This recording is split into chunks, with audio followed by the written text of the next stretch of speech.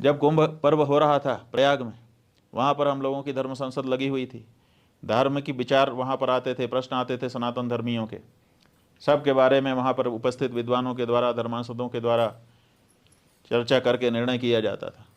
वहाँ एक प्रश्न आया था।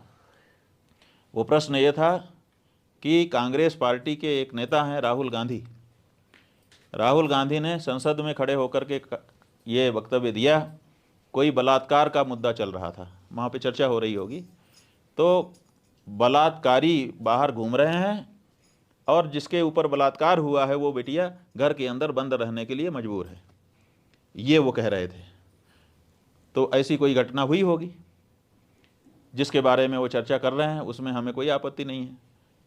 अगर जो पीड़िता है उसकी पीड़ा को समझ करके वो संसद में उठा रहे थे तो ये तो कितनी अच्छी बात है, ये तो उठाना ही चाहिए। किसी भी पीड़ित या पीड़िता के बारे में संवेदनशील कोई भी व्यक्ति होगा तो संसद में प्रश्न उठाएगा, इसमें हमें कोई आपत्ति नहीं थी। लेकिन उस पीड़ा को व्यक्त करते हुए उन्होंने क्या किया, और आगे बढ़े, और आगे बढ़ करके उन्होंने कहा कि हमारे संविधान में यह नहीं लिखा है, बलात्कारी को संरक्षण देना माने हम शब्द हो सकता है आगे पीछे हो, जो भाव है वही है कि बलात्कारी को संरक्षण देना हमारे संविधान में नहीं लिखा है। और फिर उन्होंने उंगली दिखा करके कहा अपने सामने वाले पक्ष को, माने सत्ता पक्ष को, क्योंकि वो तो विपक्ष के नेता हैं, उंगली दिखा करके कहा, वीडियो है उपलब्ध है, कि तुम्हारी किताब में लिखा है। अब सवाल ये है कि वो कह रहे हैं कि संविधान में नहीं लिखा है ये, और फिर कह रहे हैं तुम्हारी किताब में लिखा है। अब प्रश्न हो गया कि वो तुम्हारी किताब कौन सी है। सत्ता पक्ष के ऊपर उंगली दिखा करके वो कह रहे थे कि तुम्हारी किताब में लिखा है।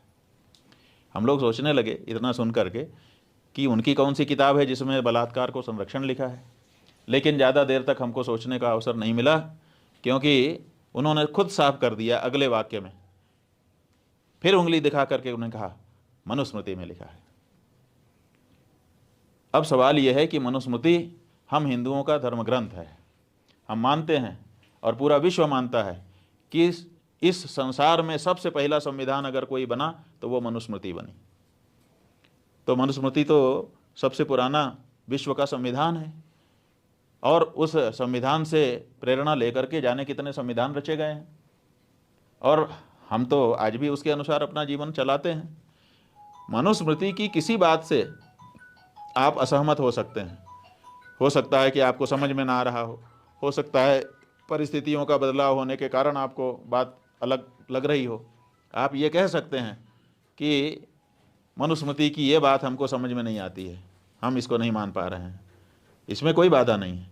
लेकिन आप मनुस्मृति को आक्षेप कर रहे हैं कि तुम्हारी किताब में लिखा है, मनुस्मृति में लिखा है। इसका मतलब है कि दो बातें साफ हो गई। एक, उन्होंने ये कहा कि ये तुम्हारी किताब में लिखा है।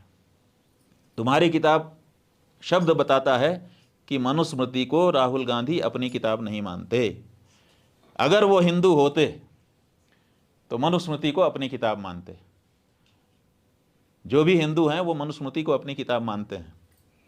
केवल मनुस्मृति को ही नहीं, 18 स्मृतियाँ हैं, उन 18 को हम अपनी किताब मानते हैं, और वही धर्मशास्त्र कहलाता है। जो स्मृतियाँ हैं वही हमारा धर्मशास्त्र हैं, और धर्मशास्त्र से ही निर्णय करके हम अपना जीवन आगे बढ़ाते हैं। उसमें मनुस्मृति सबसे प्रमुख है। तो मनुस्मृति हम हिंदुओं का धर्म ग्रंथ है, धर्मशास्त्र है। लेकिन वो कह रहा है खड़ा होकर के संसद में कि तुम्हारी किताब में, माने मेरी किताब नहीं है, वो तुम्हारी किताब है। इसका मतलब है कि वो मनुस्मृति को अपनी किताब नहीं मानता, और जो मनुस्मृति को अपनी किताब नहीं मानता वो हिंदू कैसे हो सकता है। तो उनके हिंदू होने में समस्या है। हमसे जुड़े रहने के लिए हमारे YouTube चैनल को सब्सक्राइब करें और नई वीडियो की नोटिफिकेशन के लिए बेल आइकॉन को दबाएं।